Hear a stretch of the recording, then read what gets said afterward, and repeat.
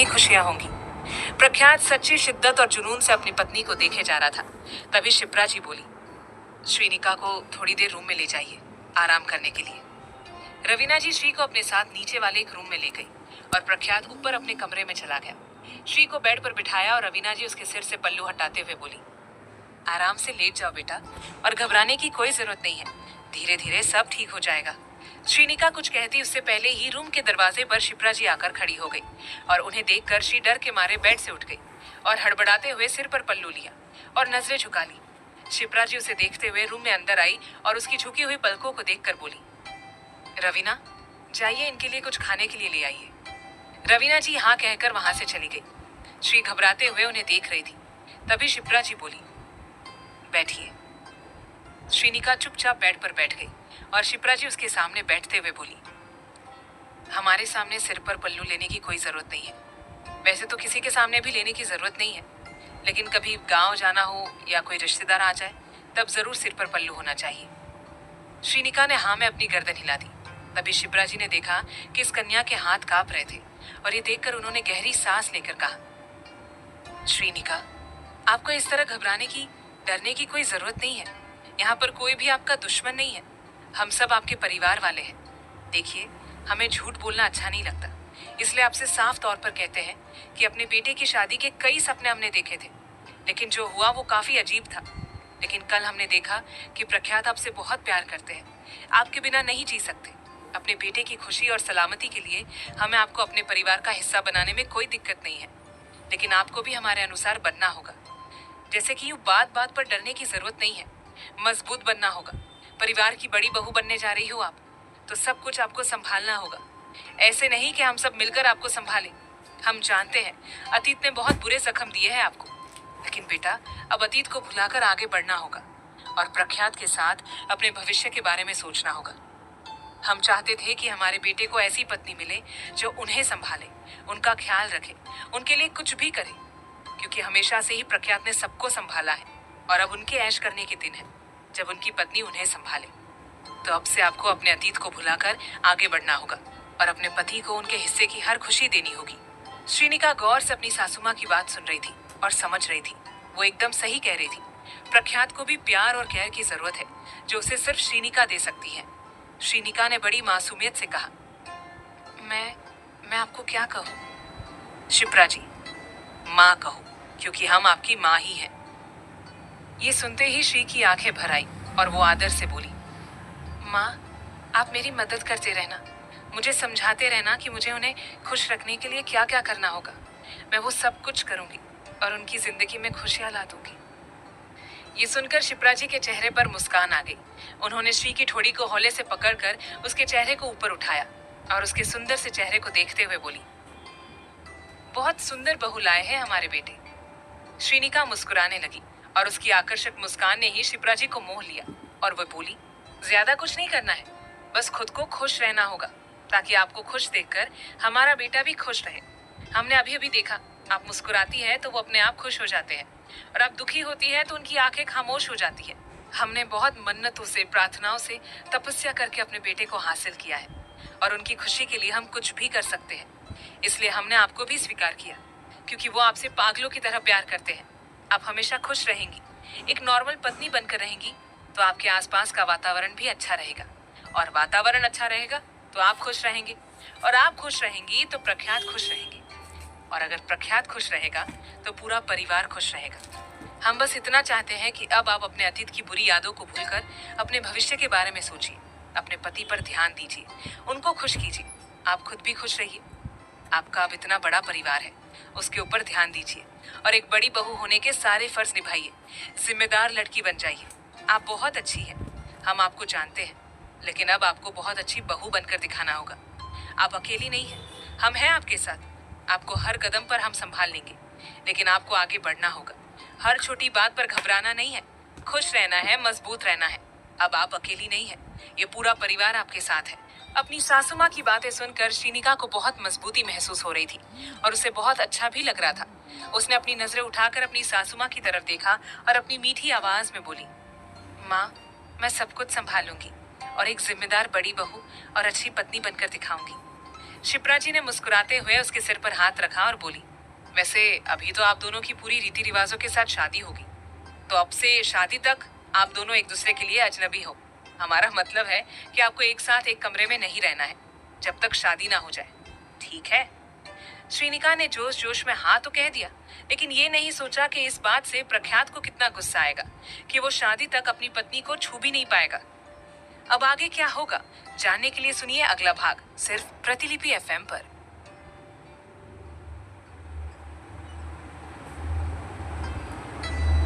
भाग 74। शिप्रा जी ने मुस्कुराते हुए उसके सिर पर हाथ रखा और बोली, वैसे अभी तो आप दोनों की पूरे रीति रिवाजों के साथ शादी होनी है, तो अब से शादी तक के लिए आप दोनों एक दूसरे के लिए अजनबी होंगे।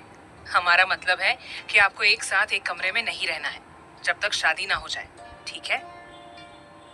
श्रीनिका ने जोश जोश में हाँ तो कह दिया, लेकिन ये नहीं सोचा कि इस बात से प्रख्यात को कितना गुस्सा आएगा कि वो शादी तक अपनी पत्नी को छू भी नहीं पाएगा। दोपहर के 2 बजे के आसपास श्रीनिका रूम से बाहर निकल आई और लॉबी में एक पिलर के पास खड़ी होकर हॉल को देखने लगी, जहां पर प्रख्यात मेंशन के द्वार पर खड़ा होकर अपनी मासी से सीरियस होकर कुछ बात कर रहा था। श्री अपनी बेचैन और प्यार भरी निगाहों से अपने पति को देख रही थी। तभी प्रख्यात अपनी भारी आवाज में बोला, मासी, उनका ख्याल रखना, हम शाम तक लौट आएंगे। माँ ने भले ही उन्हें स्वीकार कर लिया है, लेकिन हम जानते हैं मन से स्वीकार करने में उन्हें अभी वक्त लगेगा। आप उन्हें 2 बार फ्रूट्स खिला देना और जूस भी। खाना ठीक से न खाए तो हमें कॉल कर देना, हम समझा देंगे उन्हें। अब हम चलते हैं। इतना कहकर प्रख्यात वहां से जाने लगा तो श्री ने अपनी साड़ी का पल्लू कसकर पकड़ लिया और बेचैन होकर आगे बढ़ने लगी। रवीना जी वहां से जा चुकी थी और इसी का फायदा उठाकर श्रीनिका जल्दी से मेंशन के दरवाजे पर आकर खड़ी होकर बाहर लॉन में गाड़ी के पास खड़े और फोन पर बात करते अपने पति को बेताबी से देखने लगी। प्रख्यात शांत दिख रहा था, लेकिन अचानक ही उसे गुस्सा आ गया और वो अपनी दमदार और गुस्सेल आवाज में बोला, तो किसी भी कीमत पर पता लगाओ, ढूंढो उस नीच आदमी को और हमारे कदमों में लाकर रख दो उसे, क्योंकि अभी हम मनाली नहीं आ सकते। इतना कहकर प्रख्यात ने कॉल कट कर दिया। उसके ऐसे व्यवहार को देखकर और उसके मुंह से मनाली सुनकर श्री को काफी हैरानी हुई, लेकिन उसने ज्यादा ध्यान नहीं दिया, क्योंकि वो जानती है उसके पति का बिजनेस कई शहरों में चलता है, तो शायद मनाली में भी कोई काम होगा। लेकिन किस नीच आदमी की बात हो रही थी? श्री अपनी बड़ी बड़ी आंखों में प्यार और तड़प लिए अपने पति को देखे जा रही थी। तभी प्रख्यात उसकी तरफ मुड़ा तो वो हड़बड़ा गई और दरवाजे के पीछे छुप गई।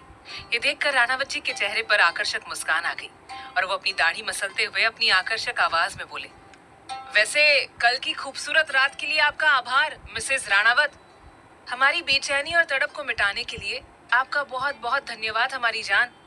एक बार फिर से आज की रात हम दोनों के नाम होगी। तैयार रहना अपने पति के असीम प्रेम और शिद्दत को झेलने के लिए। इतना कहकर प्रख्यात कार में बैठकर वहां से चला गया। उसके जाते ही श्रीनिका अपने लाल गाल लिए और आंखों में बेहिसाब प्यार और शिद्दत लिए लॉन में आई और मेंशन से बाहर जाती अपने पति की कार को देखने लगी। उसका दिल जोर से धड़कने लगा, तन बदन में सिहरन दौड़ पड़ी और कई अरमान और इच्छाएं जागने लगी, जिन्हें आज की रात उसके पति पूरा कर देंगे। श्री शर्म से लाल हुए जा रही थी। तभी उसे याद आया कि अब से शादी तक वो दोनों एक दूसरे के साथ नहीं रह सकते, ऐसा सासू माँ ने कहा है। ये सब याद आते ही श्रीनिका डरने लगी और बोली, हे भगवान, अब मैं क्या करूंगी? इन्होंने साफ तौर पर कहा है कि आज की रात वो हमारे साथ रहना चाहते हैं, लेकिन माँ ने साफ मना किया है हम दोनों को करीब आने से। अब क्या होगा? जब राणावत जी को पता चलेगा वे हमारे ऊपर गुस्सा करेंगे। यही सब सोचते हुए श्री की हालत खराब होने लगी। वही मेहता सदन में विराज बेड से उठ गया। उसने स्वयं को आईने में देखा और गुस्से में बोला, क्या से क्या बन गया हूं मैं? इस प्यार ने मुझे बर्बाद कर दिया है। विराज ने इतना ही कहा था तभी रूम का दरवाजा खटखटाया गया, जिसकी आवाज सुनकर वो बेरुखी से बोला, खुला है। काव्या रूम के अंदर आई और सामने खड़े विराज को देखकर तुरंत उसके पास आकर चिंता से बोली, अरे आप खड़े क्यों हो गए? प्लीज बेड पर बैठ जाइए, आपको आराम की जरूरत है। विराज को गुस्सा आ गया और वो जोर से बोला, मैं किसी का ऑर्डर फॉलो नहीं करता। आप जो भी है आपने मेरी मदद की उसके लिए थैंक यू, लेकिन इस तरह मुझ पर ऑर्डर मत चलाओ। मुझे अब यहाँ से जाना है। विराज के गुस्से को देखकर और उसके ऐसे व्यवहार को देखकर काव्या को बहुत बुरा लगा। उसकी आंखें भर आई और वो अपनी नजरें झुकाकर बोली, माफ कीजिएगा अगर मैंने आपके ऊपर ऑर्डर चलाया हो तो, लेकिन मुझे बस आपकी फिक्र है, इसलिए आपसे आराम करने के लिए कह रही थी। आपसे कुछ नहीं कहूंगी, जो आपको करना है आप कीजिए। न जाने क्यों, लेकिन काव्या का इस तरह से उदास होना, आंखों से आंसू बहाना विराज को बिल्कुल अच्छा नहीं लगा। वो बेचैन हो गया और अपनी तड़पती हुई निगाहों से उसके झुके हुए चेहरे को देखने लगा। उसका एक हाथ काव्या के चेहरे की तरफ बढ़ने लगा और उसका दिल धक धक करने लगा। सब कुछ भुलाकर आज उसने अपना हाथ आगे बढ़ाया और काव्या के आंसू पोंछ दिए। ये छुअन पाते ही काव्या का रोम रोम खिल उठा और दिल की धड़कनें बेहिसाब तेज हो गई। उसने अपनी नजरें उठाकर तुरंत अपने सामने खड़े विराज को देखा। दोनों की नजरें आपस में मिल गई और दोनों के होंठ तड़पने लगे। विराज की जुनूनी मगर दर्द भरी निगाहों में देखते हुए काव्या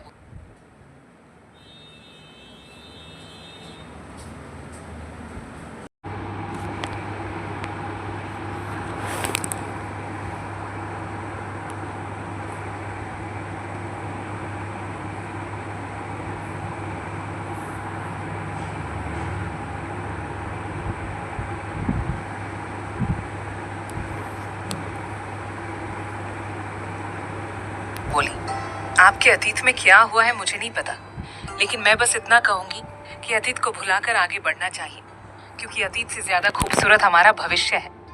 मैंने अपने दर्द को, अपने अतीत को भुला दिया है और अब अपने भविष्य को पाने की राह में आगे बढ़ चुकी हूँ। आप भी मेरा हाथ थाम लीजिए और पा लीजिए अपने भविष्य को।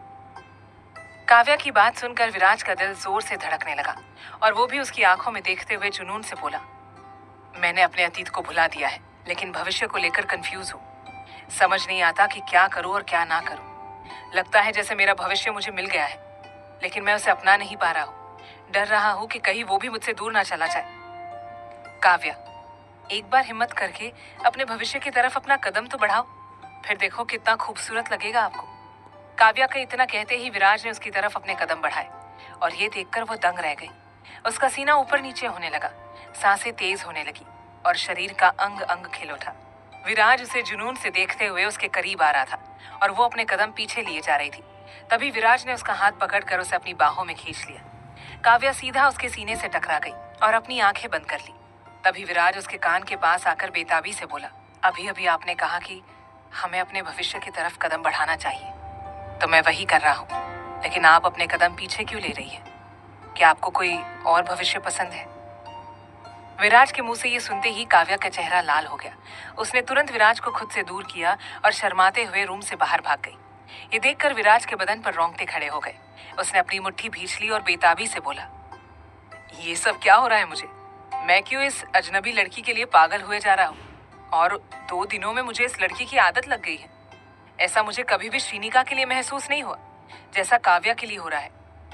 उफ, क्या हो रहा है मुझे? विराज बेचैन होने लगा और रूम में इधर उधर टहलने लगा। उसकी निगाहें तड़प रही थी एक बार फिर से काव्या को देखने के लिए, लेकिन वो अब उसके सामने नहीं आ रही थी। इस बार उससे रहा नहीं गया और वो काव्या को ढूंढते हुए रूम से बाहर निकल आया। उसके एक हाथ पर प्लास्टर बंधा हुआ था, जो कि 1-2 दिन में खुलने वाला था।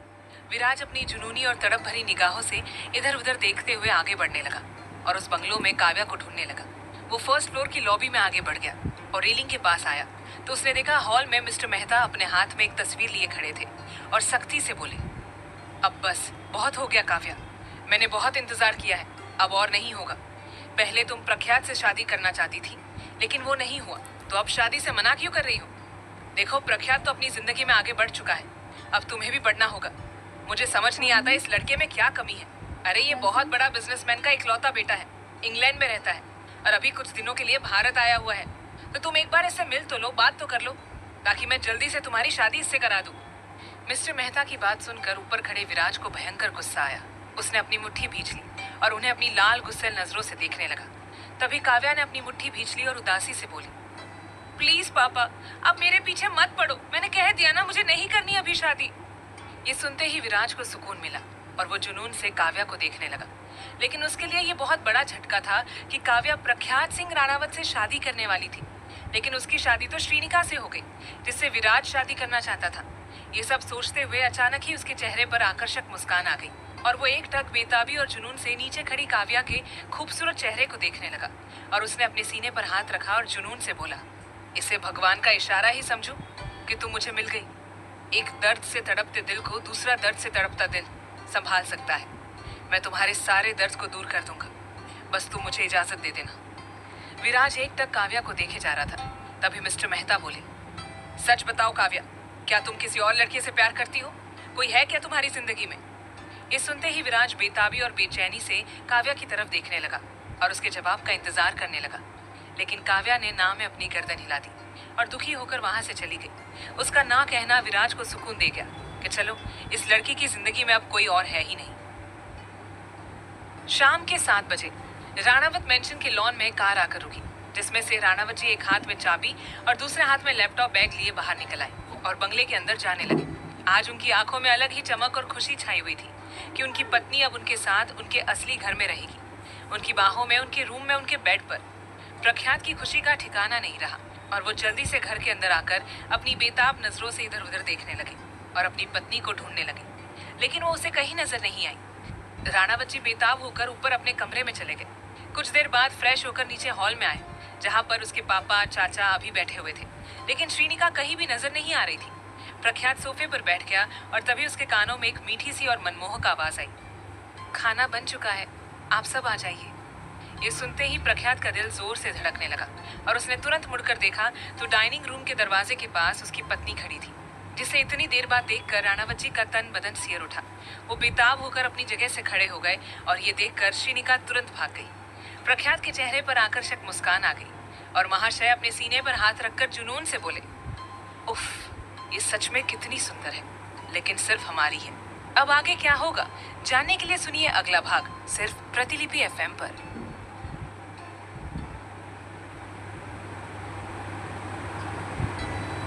भाग 75। राणावत जी बेताब होकर ऊपर अपने कमरे में चले गए। कुछ देर बाद फ्रेश होकर नीचे हॉल में आ गए, जहां पर उसके पापा चाचा अभी बैठे हुए थे, लेकिन श्रीनिका कहीं भी नजर नहीं आ रही थी। प्रख्यात सोफे पर बैठ गया और तभी उसके कानों में एक मीठी सी आवाज आई, खाना बन चुका है, आप सब आ जाइए। ये सुनते ही प्रख्यात का दिल जोरों से धड़कने लगा और उसने तुरंत मुड़कर देखा तो डाइनिंग रूम के दरवाजे के पास उसकी पत्नी खड़ी थी, जिसे इतनी देर बाद देखकर राणावत जी का तन बदन सियर उठा और वो बेताब होकर अपनी जगह से खड़े हो गए और ये देखकर श्रीनिका तुरंत भाग गई। प्रख्यात के चेहरे पर आकर्षक मुस्कान आ गई और महाशय अपने सीने पर हाथ रखकर जुनून से बोले, उफ, ये सच में कितनी सुंदर है, लेकिन सिर्फ हमारी है। अपनी आकर्षक मुस्कान और कई अरमान लिए प्रख्यात अपने पिताजी, चाचा जी और भाई के साथ डाइनिंग एरिया में आ गए और सब लोग अपनी अपनी चेयर पर बैठ गए। शिप्रा जी और रवीना जी भी अपनी जगह पर आकर बैठ गई और सर्वेंट खाना सर्व करने लगी, लेकिन श्री वहां पर नहीं थी। ये देखकर प्रख्यात अपनी दमदार और भारी आवाज में बोला, श्रीनिका कहाँ है? उन्हें खाना नहीं खाना है? शिप्रा जी इधर उधर देखते हुए बोली, अरे अभी तो हमारे साथ ही थी, लगता है किचन में होगी। रवीना जी, आप बैठिए दीदी, हम उन्हें लेकर आते हैं। रवीना जी किचन में चली आई, जहां पर स्लैब के पास श्री खड़ी घबरा रही थी। उसे देखकर रवीना जी प्यार से बोली, आओ बेटा, खाना खा लो, सब आपका इंतजार कर रहे हैं। श्री ने उनकी तरफ देखा और चिंतित होकर बोली, मैं बाहर नहीं आ सकती मासी जी। क्यों, क्या हुआ बेटा? सब ठीक तो है ना? किसी ने कुछ कहा क्या? श्री अपने मन में बोली, क्या मुझे इन्हें बता देना चाहिए कि राणावत जी मेरे साथ रहना चाहते हैं, लेकिन शादी से पहले हम दोनों करीब नहीं आ सकते। मगर राणावत जी मुझ पर ही गुस्सा करेंगे अगर मैंने उन्हें मना किया तो। मैं क्या करूं? अपनी ये तकलीफ किसे बताऊं? ऐसा करती हूँ, मासी जी को बता देती हूँ, ये जरूर समझेंगी। इतना कहकर श्री हिचकिचाते हुए बोली, मासी जी, माँ ने कहा है कि शादी से पहले मैं और आपके भांजे एक साथ नहीं रह सकते, लेकिन राणावत जी ने कहा कि मैं उनके बेडरूम में ही सो। तो अब आप ही बताएं मैं क्या करूं? मुझे उनसे बहुत डर लगता है, उनका गुस्सा बहुत खतरनाक होता है। उनसे पूछे बिना मैंने माँ को हाँ कह दिया और अब वे पक्का गुस्सा करेंगे। ऐसे में अब मैं उनके सामने नहीं आना चाहती।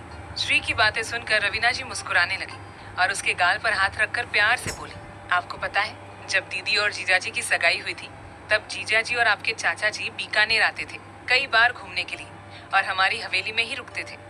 दीदी और जीजाजी की तो सगाई हुई थी तो उनके नैन मटके चलते रहते थे, लेकिन आपके चाचा जी को न जाने कब हमसे प्यार हो गया और छुप छुप कर हमें ही देखते रहते, हमारे लिए ये करते वो करते। तो धीरे धीरे हमें भी उनसे प्यार हो गया और फिर शुरू हुई हम दोनों की छुप छुप कर वाली लव स्टोरी, जिसमें रातों में हम दोनों मुंडेर पर छुप छुप कर मिलते थे, बातें करते थे और ज्यादा कुछ नहीं। मगर आपके चाचा जी हमारे गाल जरूर चूम लेते थे। सबसे छुपकर मिलने में और प्यार जताने में एक अलग ही मजा आता है। तो बस बेटा, डरने की जरूरत नहीं है, छुप कर आप भी मिल लिया करो अपने ही पति से। बहुत बड़ा महल है, कहीं भी चले जाओ दोनों प्रेमी, किसी को कुछ पता नहीं चलेगा।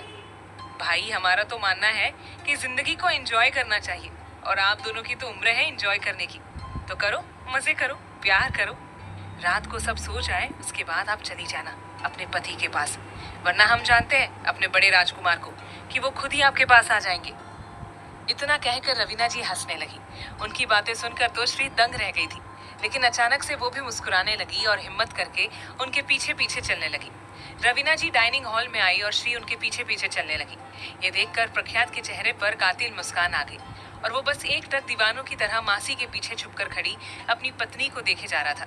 तभी श्री ने शर्माते हुए अपनी गर्दन टेढ़ी करके मासी जी के पीछे से अपनी मुंडी निकाल सामने देखना चाहा, तो तभी प्रख्यात की तपिश भरी निगाहों से उसकी निगाहें मिल गई और वो शर्म से लाल हो गई। उसका दिल जोर से धड़कने लगा और वो फिर से मासी के पीछे छिप गई।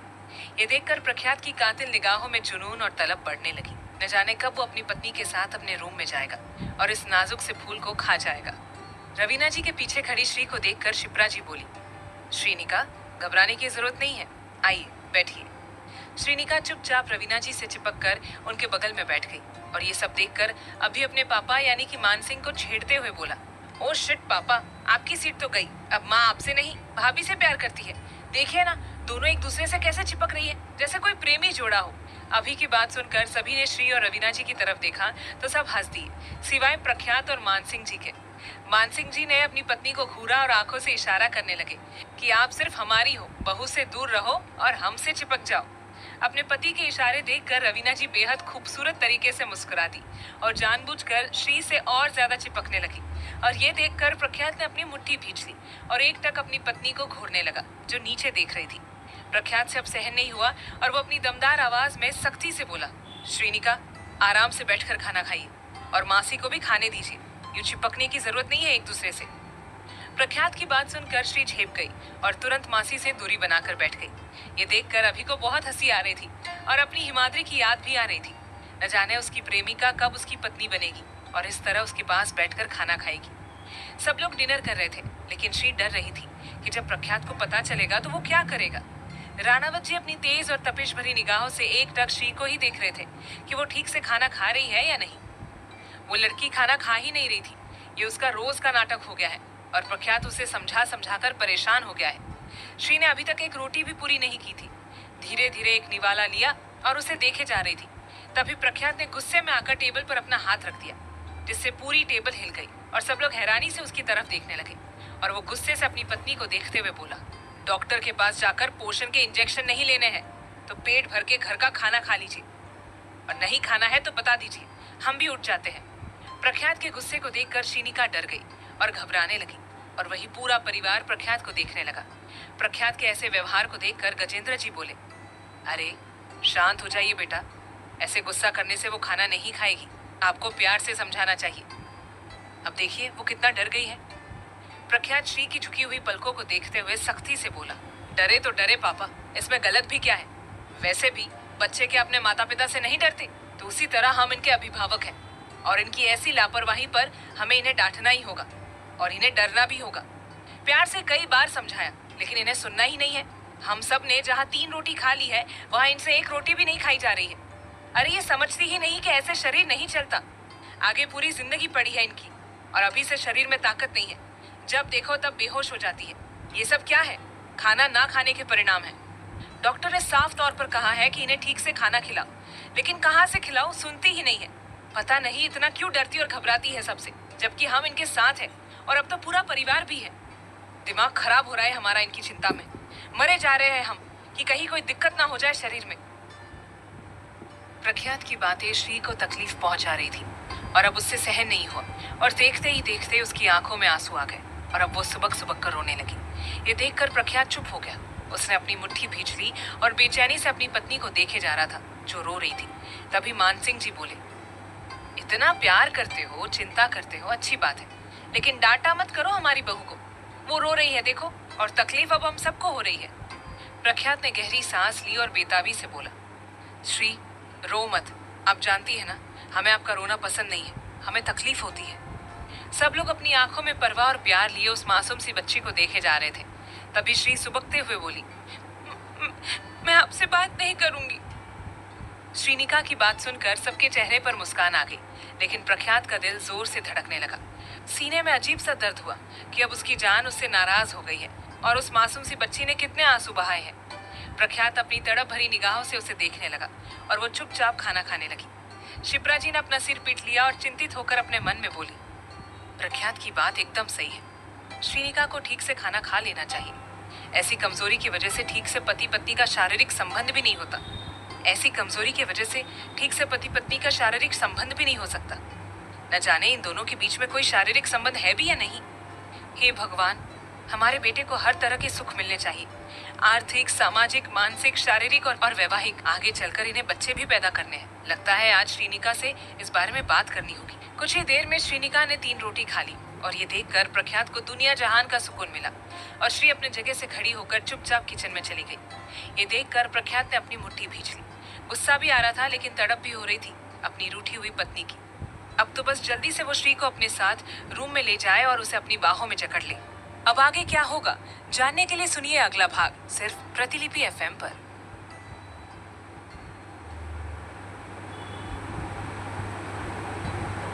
भाग 76। कुछ ही देर में श्रीनिका ने 3 रोटी खा ली और ये देखकर प्रख्यात को दुनिया जहान का सुकून मिला और श्री अपनी जगह से खड़ी होकर चुपचाप किचन में चली गई। ये देखकर प्रख्यात ने अपनी मुट्ठी भींच ली और गुस्सा भी आ रहा था, लेकिन तड़प भी हो रही थी अपनी रूठी हुई पत्नी की।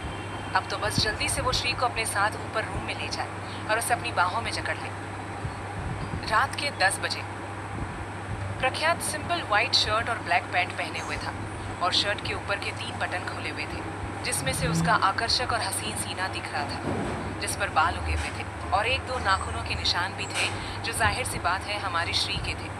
प्रख्यात अपनी दाढ़ी मसलते हुए इधर उधर टहल रहा था और अपनी दमदार आवाज में बोला, लड़की को कुछ ज्यादा ही डांट दिया आज। अब वो रो रही होगी, ऊपर से हमसे बात नहीं करेगी, वो दुख अलग। लेकिन एक बार पास तो आए हमारे, फिर उसे अपने आप मना लेंगे। पता नहीं कहाँ रह गई है। इतना कहकर प्रख्यात रूम से बाहर निकल आया और रेलिंग के पास आकर नीचे हॉल में देखने लगा, जहाँ पर सिर्फ रवीना जी बैठी थी और फोन पर अपनी माँ यानी कि प्रख्यात और अभी की नानी से बात कर रही थी। तभी प्रख्यात बोला, मासी, श्री कहाँ है? उन्हें सोना नहीं है क्या? रात के 10 बज रहे हैं। रवीना जी ने ऊपर की तरफ देखा और कॉल पर बात करते हुए बोली, मासा, आपसे सुबह बात करते हैं, अभी आपके नातिन से बात कर ली। रवीना जी ने कॉल कट किया और मुस्कुराते हुए बोली, वो तो कब की सोने चली गई है, आप ही जाग रहे हो बड़े राजकुमार। प्रख्यात हैरानी से, सोने चली गई? लेकिन कहाँ पर? उसका रूम तो ऊपर है। रवीना जी, आपकी माताजी का आदेश है कि जब तक आप दोनों की शादी नहीं हो जाती और श्रीनिका का बहू के रूप में इस घर में धूमधाम से स्वागत नहीं हो जाता, तब तक आप दोनों एक कमरे में एक साथ नहीं रह सकते। इसलिए दीदी श्री को अपने साथ रूम में ले गई है। चलिए अब हम सोने जाते हैं। रवीना जी की बात सुनकर प्रख्यात ने गुस्से से रेलिंग पर मुक्का मार दिया और अपनी गुस्सैल आवाज में बोला, ये क्या फालतू के नियम कायदे बनाए जा रहे हैं, जबकि हम दोनों के बीच ऐसा कुछ बचा ही नहीं है जो अब ये सब हम दोनों को दूर कर रहे हैं। अरे बड़ी मुश्किल से इतनी मेहनत करने के बाद वो लड़की नॉर्मल हुई थी हमारे साथ। हमारे छूने से अब उसे कोई दिक्कत नहीं थी और ये लोग फिर से एक अजीब सी दूरियां बना रहे हैं और वो लड़की फिर से शर्मिंदगी महसूस करने लगेगी और फिर से उसे समझाने में हमें मेहनत करनी पड़ेगी। No, no way, I want her at any cost. Raveena ji जाते हुए रुक गई और मंद मंद मुस्कुरा कर बोली, आपकी एक बात हमें बचपन से बड़ी अच्छी लगती है कि आप कभी हार नहीं मानते हमारे बेटे। इतना कहकर रवीना जी मुस्कुराते हुए वहां से चली गई और उनकी बात का मतलब समझकर प्रख्यात के चेहरे पर आकर्षक मुस्कान आ गई और वो अपनी दाढ़ी को मसलते हुए बेहद आकर्षक और शानदार तरीके से बोला, उफ मिसेस राणावत, क्या करें, आपकी आदत लग चुकी है, अब एक रात भी आपके बिना नहीं रह सकती। उफ हमारी जान, हम आ रहे हैं। प्रख्यात की जुनूनी निगाहों में बेहिसाब जुनून और दीवानापन छाने लगा और महाशय बढ़ गए अपनी मंजिल की तरफ। वहीं एक कमरे में केवल डिम लाइट जल रही थी, जिसकी रोशनी बेड पर बार बार करवट लेती श्रीनिका और उसके बगल लेटी शिप्रा जी पर पड़ रही थी। अंधेरी रात में रूम में बेड पर लेटी श्रीनिका करवट लिए जा रही थी। आंखों में नींद नहीं थी, बल्कि पति से मिलने की तड़प थी, लेकिन बगल में लेटी सासू माँ का खौफ भी था। इसी कश्मकश में रात बीत रही थी। उसके तन बदन में सिहरन दौड़ रही थी। बार बार वो हसीन नज़ारे निगाहों के सामने घूम रहे थे जो उसने अपने पति के साथ बिताए थे। प्रख्यात दिखने में कितना शरीफ लगता है, लेकिन सिर्फ श्रीनिका जानती है कि असल में वो कितना ज्यादा खतरनाक और अकल्पनीय रोमांटिक है। वो श्री के साथ ऐसी ऐसी हरकतें करता है कि वो मासूम सी लड़की शर्म से पानी पानी हो जाती है। अपने पति के कार्य याद करके उसके गाल लाल हो गए और वो उत्तेजित होकर बोली, राणावत जी, हमें आपकी आवश्यकता है, प्लीज हमारे पास आ जाओ और ये दूरियां मिटा दो। पति के प्यार के कई निशान श्री अपने बदन पर जगह जगह लिए घूम रही थी। राणावत मेंशन में आने से पहले की रात उन दोनों के बीच हर हद पार वाला इश्क हुआ था, जिसमें वो दोनों ही पूरे पागल हो गए थे और एक दूसरे के बदन पर जगह जगह निशान बना चुके थे, खास करके श्रीनिका के नाजुक बदन पर। वो अपने पति को याद किए जा रही थी, उत्तेजना में अपने पैरों को आपस में मिला रही थी। तभी किसी ने उसके मुंह पर हाथ रखा और दूसरे हाथ से उसे पकड़कर सीधा बोरी की तरह अपने कंधे पर उठा लिया। श्री डर गई, लेकिन धीरे धीरे उस व्यक्ति से आती महक को महसूस करते हुए बेताबी से और धीमी आवाज में बोली, राणावत जी। उस व्यक्ति ने श्री को और ज्यादा कसकर पकड़ लिया और इस बार किसी बच्चे की तरह उसे अपनी बाहों में उठा लिया और श्री को रूम से बाहर ले आया। लॉबी में वो आदमी अपनी श्री को गोद में लेकर तेजी से आगे बढ़ रहा था और श्री के गाल लाल हुए जा रहे थे। दिल की धड़कनें तेज होने लगी थी। श्री की खुशी का ठिकाना नहीं था, लेकिन उस शख्स के चेहरे पर कोई भाव नहीं थे, यानी कि प्रख्यात इस वक्त अपना सख्त और कठोर चेहरा लिए आगे बढ़ रहा था और उसकी बाहों में झूल रही थी उसकी प्रेमिका, उसकी अपनी पत्नी। प्रख्यात उसे अपने कमरे में ना ले जाकर एक अलग दूसरे कमरे में ले गया, जहां पर अंधेरा छाया हुआ था। प्रख्यात ने रूम में आते ही श्रीनिका को बेड पर लुटका दिया और जल्दी से रूम का दरवाजा बंद कर दिया, तो अब कमरे में पूरी तरह से अंधेरा छा चुका था। कुछ भी नहीं दिख रहा था और ये देखकर श्री घबराने लगी और बेडशीट को कसकर पकड़कर बोली, राणावत जी, आप कहाँ हैं? कोई जवाब नहीं आने पर वो और ज्यादा डरने लगी और बेड पर सिकुड़ने लगी। तभी उसे एहसास हुआ जैसे कोई उसके बेहद करीब आ रहा है, क्योंकि उसकी सांसें श्री को महसूस हो रही थी। वो बहकने लगी। तभी रूम की लाइट्स ऑन हो गई और श्री को अपने पास बैठे अपने पति दिखाई दी, जो अपनी कातिल निगाहों से उसे देखते हुए उसके करीब आ रहे थे। अपने पति को देखकर श्री खुश हो गई और उसके करीब आने लगी। तभी उसे याद आया कि थोड़ी देर पहले प्रख्यात ने उसे कितनी बुरी तरह से डांटा था। ये याद आते ही उसने अपने पति के सामने पीठ कर ली और अपनी जगह से उठकर खिड़की के पास जाकर खड़ी हो गई। ये देखकर प्रख्यात के चेहरे पर बेहद आकर्षक मुस्कान आ गई और वो भी अपनी जगह से खड़ा होकर अपनी पत्नी के पास जाकर खड़ा हो गया और खिड़की से बाहर देखते हुए अपनी आकर्षक आवाज में बोला, नाराज हो? श्रीनिका अपनी नजरें झुकाकर धीमी आवाज में बोली, हाँ। प्रख्यात, बहुत ज्यादा डांट दिया ना? बहुत ज्यादा। माफ नहीं करोगी? नहीं, हम बहुत प्यार करते हैं आपसे। श्रीनिका खामोश हो गई और वहां से जाने लगी। तभी प्रख्यात ने उसका हाथ पकड़ लिया और उसके लंबे बालों को देखते हुए जुनून और शिद्दत से बोला, ओ जान, ऐसे मत जाओ, माफ कर दो। आपकी फिक्र है इसलिए गुस्सा हो गए थे। एक बार बाहों में आ जाइए, इस बेचैन दिल को सुकून दे दीजिए। श्रीनिका का दिल जोर से धड़कने लगा। उसने दूसरे हाथ को अपने सीने पर रखा और बेचैनी से बोली, मैं भी आपसे बहुत प्यार करती हूँ। ये सुनते ही प्रख्यात ने उसका हाथ छोड़ दिया और अपनी बाहें फैलाकर सच्ची शिद्दत और तड़प से बोला, आ जाओ हमारे पास, समा जाओ हमारे अंदर। श्रीनिका ने मुड़कर तुरंत अपने पति की तरफ देखा और तेज तेज सांसें लेते हुए बेचैनी और बेताबी से उसे देखने लगी। प्रख्यात असीम प्रेम और शिद्दत से बोला, आओ हमारे पास श्री, इस तरह तड़पाओ मत। श्रीनिका हिल तक नहीं रही थी और ये देखकर राणावत जी का दिल दुखने लगा।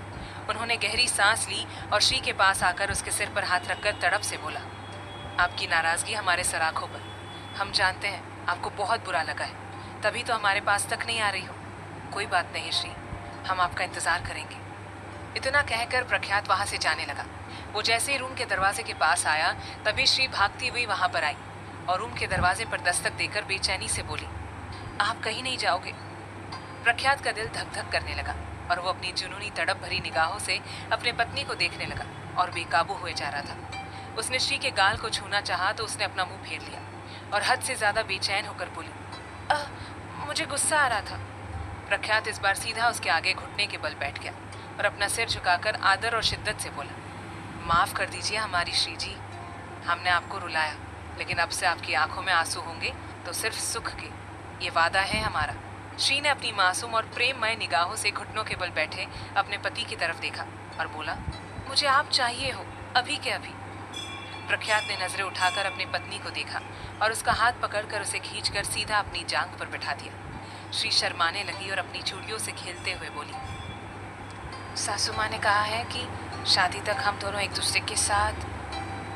प्रख्यात आकर्षक मुस्कान लिए और उसके गाल पर अपनी दाढ़ी रगड़ते हुए बोला, ऐसा कुछ नहीं होता हमारी श्री जी, हम दोनों के बीच में पहले से ही सब कुछ हो चुका है, तो अब और होने से कोई फर्क नहीं पड़ता। श्री, सासू माँ ने कहा था कि पाप लगता है। प्रख्यात ने उसके चेहरे को देखकर हैरानी से कहा, बेटा पढ़ी लिखी होकर ऐसी बातें करती हो, हंसी आती है। अब पति पत्नी शारीरिक संबंध बना रहे हैं तो इसमें कैसा पाप? हाँ, अगर हम दोनों की शादी नहीं हुई होती तब हम दोनों शारीरिक संबंध बनाते तो बात अलग है, और वैसे भी ये कोई शारीरिक संबंध नहीं है, ये तो हम दोनों का प्यार है एक दूसरे के लिए। चलो अब जाओ, बेड पर बैठ जाओ, हम अभी आते हैं। इतना कहकर वो दोनों अपनी जगह से खड़े हो गए। श्री हिचकिचाते हुए अपने पति को देख रही थी, जो अपनी पैंट की जेब में हाथ डालकर कुछ निकाल रहा था। तभी प्रख्यात सख्ती से बोला, अरे हमारी माँ की बहू, जाओ जाकर बेड पर बैठ जाओ। श्रीनिका झेप गई और तुरंत बेड पर जाकर सिकुड़ कर बैठ गई। प्रख्यात बाथरूम में चला गया और अपना काम करके वापस लौट आया। राणावत जी आकर्षक मुस्कान और आंखों में कई अरमान लिए बेड की तरफ बढ़ने लगे। बेड पर बैठी अपनी पत्नी के पास बैठकर वो उसका हाथ पकड़ने लगे और तलब से बोले, अच्छा श्री, कल की रात जो हुआ था उससे आप खुश तो हुई थी ना? श्री शर्म से पानी पानी हो गई और अपनी नजरें झुकाकर हाँ में अपनी गर्दन हिला दी। ये देखकर प्रख्यात का दिल धक धक करने लगा और आंखों में जुनून छाने लगा। इश्क के नशे में चूर होकर वो जैसे ही अपने पत्नी के करीब आने लगा, तभी वो डर के मारे पीछे हटने लगी। ये देखकर प्रख्यात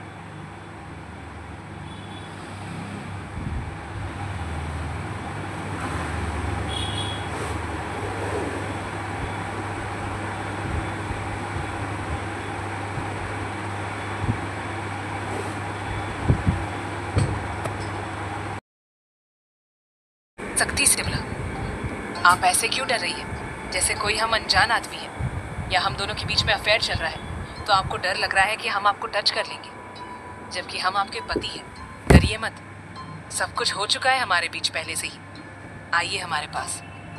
इतना कहकर प्रख्यात उसके और करीब आने लगा और जैसे उसके होठों को चूमने लगा कि श्री ने प्रख्यात के होठों पर अपना हाथ रख दिया और बेताबी से बोली, आज यहाँ पर नहीं, कहीं और चलो ना। प्रख्यात नशे में चूर हो उसकी उंगलियों को चूमते हुए बोला, कहाँ जाना है हमारी श्री को, बताओ, अभी ले चलते हैं। श्रीनिका शर्माते हुए बोली, बाथरूम में जाना है, हमें वॉशरूम जाना है। ये सुनकर प्रख्यात ने उसकी उंगली काट दी और बोला, चुपचाप बैठी रहो, कोई वॉशरूम नहीं जाना है तुम्हें, हमें सब पता है। अरे आई है प्लीज। लेकिन हमें तो नहीं आई ना, तो बस। आप तो अभी जस्ट फ्रेश होकर आए हैं, लेकिन मुझे जाना है, मेरे पेट में दर्द हो रहा है, अब नहीं रोक सकती। प्रख्यात ने गुस्से से तकिए को पहले खुद के सिर पर मारा और फिर श्री के सिर पर। श्री अपने बिखरे बालों को ठीक करते हुए जल्दी से बेड से उठकर भाग गई और प्रख्यात महाशय उसके इंतजार में बेकरार होने लगे। अब आगे क्या होगा जानने के लिए सुनिए अगला भाग, सिर्फ प्रतिलिपि एफएम पर।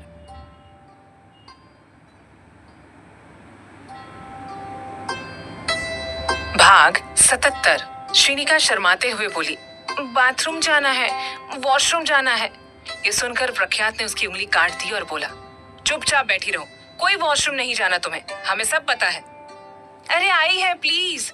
लेकिन हमें तो नहीं आई ना, तो बस। आप तो अभी जस्ट फ्रेश होकर आए हैं, लेकिन मुझे जाना है, हाँ मेरे पेट में दर्द हो रहा है, अब नहीं रोक सकती। प्रख्यात ने गुस्से से तकिए को पहले खुद के सिर पर मारा और फिर श्री के सिर पर। श्री अपने बिखरे बालों को ठीक करते हुए जल्दी से बेड से उठकर भाग गई और प्रख्यात महाशय उसके इंतजार में बेकरार होने लगे। कुछ देर बाद उनकी प्यारी सी पत्नी फ्रेश होकर बाथरूम से बाहर निकल आई। इधर उधर देखते हुए बोली, अरे ये कहाँ पर चले गए, सच में नाराज हो गए क्या? श्रीनिका यही सब सोचती हुई इधर उधर देख रही थी। तभी ड्रेसिंग रूम का दरवाजा खुला और उसमें से शर्टलेस होकर प्रख्यात बाहर आया। श्री की नजर जैसे उसके खुले और आकर्षक सीने पर पड़ी तो वो मदहोश होने लगी और अपनी मुट्ठी भींचकर एकटक अपने पति की चेस्ट को देखने लगी, जो बहुत ही आकर्षित लग रही थी। ये देखकर तो श्री के गले का पानी ही सूख गया और गाल लाल हो गए। तभी प्रख्यात ड्रेसिंग रूम का दरवाजा बंद करते हुए अपनी भारी आवाज में बोला, अब ठीक है आप?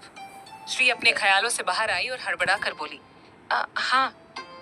प्रख्यात सोफे पर जाकर आराम से किसी राजा की तरह बैठ गया और अपनी दाढ़ी मसलते हुए सीरियस होकर बोला, आपसे कुछ जरूरी बात करनी है। आइए, सामने खड़ी हो जाइए। श्री को महसूस हुआ कि शायद प्रख्यात इस वक्त सीरियस है, तभी तो इस तरह बात कर रहा है। वो चुपचाप उसके सामने आकर सिर झुकाकर खड़ी हो गई और उसके झुके हुए चेहरे को देखकर राणावत जी अपनी भारी आवाज में बोले, देखो श्री, हम वो इंसान नहीं है जिसे मजा आता हो अपनी पत्नी पर हुकूमत चलाने में, जिस वजह से वो अपनी पत्नी को सबके सामने डांट दे। हम वो इंसान है जिसे अपनी पत्नी से शारीरिक सुख से ज्यादा तो उसकी सही सलामती चाहिए, क्योंकि हम आपसे प्यार से ज्यादा इंसानियत रखते हैं। हम आपको कतई सबके सामने नहीं डांटना चाहते थे, लेकिन डांटा उसके लिए माफी मांगते हैं। हम जरा अपने गुस्से को कंट्रोल करने में सक्षम नहीं है, किंतु अब आपको अपने शरीर का ख्याल रखने की जरूरत है। आपको अंदाजा तक नहीं है कि आपका स्टेमिना कितना कमजोर है। अब हमें बोलते हुए हिचकिचाहट होती है, लेकिन आप बहुत जल्दी थक जाती है, जो कि नॉर्मल नहीं है। चलिए, शारीरिक संबंध इतने मायने नहीं रखते, लेकिन कभी ना कभी तो बच्चे पैदा करने ही होंगे ना, जिसमें बहुत मेहनत लगती है, खास कर एक महिला की। तो कृपया करके अपने भविष्य के बारे में सोचते हुए अपनी सेहत पर ध्यान केंद्रित कीजिए। हम आपके साथ हैं। उन घटिया लोगों ने जो किया उसकी सजा उन्हें जिंदगी भर मिलती रहेगी, लेकिन अब हम दोनों को एक दूसरे पर ध्यान देने की जरूरत है, और इतना डरने की और घबराने की कोई जरूरत नहीं है। हम कह रहे हैं ना, आपको कोई कुछ नहीं कहेगा, और जो कहता भी है तो फिर हम किस लिए है। मजबूत बनो, डट कर खड़ी रहो। अरे आपका पति कौन है ये तो सोचो। कल से हमें एक मजबूत श्रीनिका की झलक दिखनी चाहिए, ओके? अपने पति की एक एक बात श्री के दिमाग में घुस रही थी और उसमें जोश भर रही थी। उसने अपनी मुट्ठी भींच ली और मजबूती से बोली, आपने सही कहा। जब मेरे पति मिस्टर प्रख्यात सिंह राणावत है तो मुझे डरने की कोई जरूरत नहीं है। मैं अपनी पूरी ताकत लगा दूंगी और एक मजबूत महिला बनकर आपके सामने आऊंगी। प्रख्यात, अच्छा, वैसे आपको एक बात बताते हैं। महिलाओं के लिए हम हमेशा से कुछ करना चाहते थे, इसलिए 22 वर्ष की उम्र में ही हमने एक महिला आश्रम खोला था, जिसकी आज कई शाखाएं हैं। भारत के अलग अलग शहर में है। दिल्ली में 2 आश्रम हैं। तो क्या आप एक आश्रम को हैंडल करना चाहेंगी, ताकि उन महिलाओं को भी अच्छा लगे और आप भी इस बाहरी दुनिया को जान पाए? ये सुनकर श्री खुशी से बोली, हाँ मैं करूंगी। मुझे भी कुछ करना है अपनी जिंदगी में, तो क्यों ना आश्रम में ऐसी दुखियारी महिलाओं की सेवा करूं। प्रख्यात अपनी टांग पर टांग रखते हुए बोला, ठीक है, कल आप विहान के साथ चली जाना। वो सुबह आपको लेने आ जाएंगे। क्या आप नहीं आएंगे? हमारी मीटिंग है, आप जाइए आराम से। श्रीनिका उदास होकर अपने पति को देखने लगी। तभी वो बोला, जाइए, अब जाकर सो जाइए, लेट हो गया है। श्रीनिका उंगलियों को मोड़ते हुए बेचैनी से बोली, सच में सोना है? श्रीनिका का मन भारी हो गया और वो चुपचाप बेड पर जाकर लेट गई और अपने पति के सामने पीठ करके लेट गई। वो अपने पति के बारे में सोच सोचकर दुखी हुए जा रही थी। तभी प्रख्यात ने उसके करीब आकर कहा, आप माँ के पास चली जाइए, वरना उन्हें शक होगा। श्रीनिका अपनी जगह से उठ गई और प्रख्यात के चेहरे को गुस्से से देखा और चुपचाप रूम से बाहर निकल गई। प्रख्यात तो दंग रह गया। उसने आज पहली बार ही श्री की आंखों में गुस्सा देखा था, वो भी इतना खतरनाक। राणावत जी के चेहरे पर आकर्षक मुस्कान आ गई और वे बोले, हम इन्हें मजबूत बनाने तो चले हैं, लेकिन कहीं हमारी बिल्ली हमसे म्याऊं ना कर दे। पता चला गुस्सैल श्रीनिका का पहला शिकार उसका अपना पति ही बना। राणावत जी मुस्कुराने लगे और उस कमरे से निकलकर अपने बेडरूम में चले गए। अब तो हमारी श्री को नींद ही नहीं आ रही थी। वो मासूम खुद को दोष देने लगी कि कहीं उसकी शर्म की वजह से प्रख्यात करीब आने से रुक तो नहीं रहा, उससे नाराज तो नहीं हो गया। प्यारी सी श्री काफी देर तक इस बारे में सोचती रही और उसे नींद आ गई। अगले दिन सुबह 7 बजे वो नहा धोकर रूम से बाहर निकल आई और हॉल में खड़े अपने पति को बेताबी से देखने लगी, जो विहान से बात कर रहा था। श्री अपनी उंगलियां मोड़ रही थी और अपने मन में बेचैनी से बोली, क्या ये मुझसे अभी तक नाराज है? श्रीनिका अपने मन में बोले जा रही थी। तभी वहां पर रवीना जी आ गई और प्यार से बोली, आओ श्रीनिका, नाश्ता कर लो। ये सुनते ही प्रख्यात ने पीछे मुड़कर देखा तो उसकी पत्नी नजरें झुकाकर खड़ी थी। ये देखकर प्रख्यात ने दोबारा विहान की तरफ देखा और अपनी दमदार आवाज में बोला, जाइए, इन्हें आश्रम ले जाइए और वक्त से घर छोड़ देना, हम मीटिंग के लिए निकलते हैं। इतना कहकर प्रख्यात तुरंत वहां से चला गया और ये देखते ही श्री बहुत ज्यादा उदास हो गई। प्रख्यात ने उससे बात भी नहीं की, उसके सामने ठीक से देखा भी नहीं। आखिर उसने ऐसी क्या गलती कर दी जो इस तरह की बेरुखी दिखा रहा है उसका पति? लेकिन वो भी मासूम क्या कर सकती थी, ज्यादा बोल नहीं सकती थी, इसलिए नाश्ता करके चुपचाप विहान के साथ आश्रम चली गई। आश्रम जाकर वो अपनी उदासी भूल गई, क्योंकि वहां पर मौजूद महिलाओं से मिली, उनसे बातचीत की, उनका हालचाल जाना और सब कुछ समझने के बाद उसके चेहरे पर मुस्कान आ गई। उसने सोच लिया था कि वो इन सब के लिए कुछ करना चाहती है, ताकि ये औरतें कभी अपनी जिंदगी में दुखी ना हो, हमेशा खुश रहे। आश्रम में वो 2-3 घंटे रुकी थी। उसके बाद विहान उसे वापस राणावत मेंशन ले जाने लगा, तो वो बोली, भैया मुझे एक बार फ्लैट पर जाना है, मेरा कुछ जरूरी सामान वहां पर रखा है, उसे भी लाना है। विहान, ठीक है, तो मैं तुम्हें फ्लैट पर छोड़ देता हूँ और आधे घंटे बाद वापस आऊंगा, मुझे सारा काम है जरूरी। श्रीनिका ने हाँ कह दिया और विहान उसे फ्लैट पर ले गया। उसने उसे घर के अंदर अच्छे से छोड़ा और बोला, अपना ख्याल रखना, मैं थोड़ी देर में वापस आ जाऊंगा और कहीं बाहर जाने की जरूरत नहीं है। श्री ने हाँ कह दिया और विहान वहां से चला गया। बिल्डिंग के सिक्योरिटी गार्ड को उसने कह दिया था कि श्रीनिका का ख्याल रखे, लेकिन तभी बिल्डिंग की साफ सफाई करने वाला एक आदमी, जिसने श्री को फ्लैट के अंदर जाते हुए देखा था, अपनी नीयत खराब होते हुए वो फ्लैट के दरवाजे को खटखटाने लगा। श्री ने दरवाजा खोला तो सामने एक लड़का खड़ा था, जिसकी उम्र बड़ी मुश्किल से 20-22 साल की होगी, यानी कि वो श्रीनिका की उम्र का ही था, या फिर ये कह सकते हैं कि श्रीनिका उससे 1-2 साल बड़ी थी। श्री उस लड़के को देखते हुए बोली, जी क्या काम है आपको? इतनी खूबसूरत लड़की को देखकर उस लड़के की नीयत खराब हो गई और वो बोला, फ्लैट की सफाई करनी थी मैडम, तो क्या मैं अंदर आ जाऊं? नहीं, कोई जरूरत नहीं है, हमारी काम वाली आकर कर देगी। मैडम, बिल्डिंग का रूल ऐसा ही है कि एक बार बिल्डिंग के मालिक की तरफ से सारे फ्लैट्स की सफाई करवाई जाती है, और वैसे भी अब दिवाली आने वाली है तो साफ सफाई तो करनी ही पड़ेगी, वरना मालिक हमें डांटेंगे। हम ज्यादा नहीं, थोड़ी सी सफाई करके चले जाएंगे। श्री ने हाँ कहा और वो लड़का अंदर आ गया। वो हॉल में साफ सफाई कर रहा था और श्री रूम में अपना कुछ सामान पैक कर रही थी। तभी वो लड़का उसके रूम के अंदर आ गया और कुछ पलों में श्री के चिल्लाने की आवाज आई। कुछ देर बाद वो लड़का घायल होकर फ्लैट के दरवाजे के बाहर लॉबी में जमीन पर पड़ा था और रो रहा था, चीख रहा था, और मासूम सी दिखने वाली नाजुक से बदन वाली कन्या, जिसने गुलाबी साड़ी पहनी हुई थी, पल्लू को अपनी कमर में घुसाया हुआ था और हाथ में झाड़ू लेकर उस आदमी को बुरी तरह से मारे जा रही थी और अपने दांत ब्लूटूथ के नाम से अभी तक इसके नाम से ब्लूटूथ के नाम से ये है।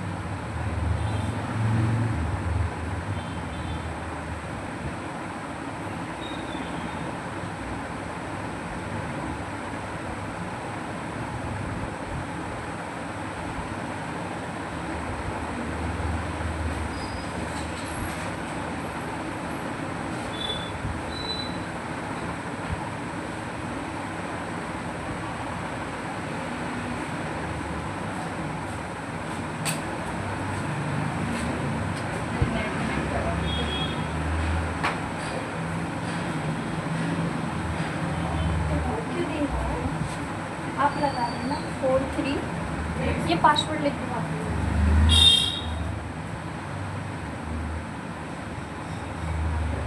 वो बताइए कोई नहीं रहा।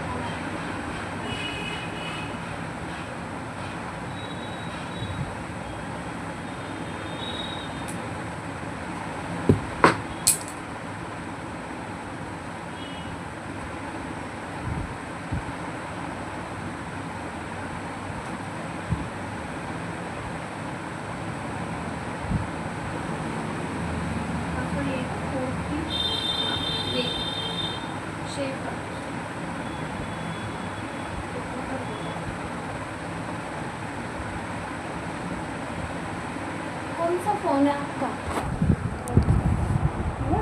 रेडमी नहीं हुआ क्या? 76।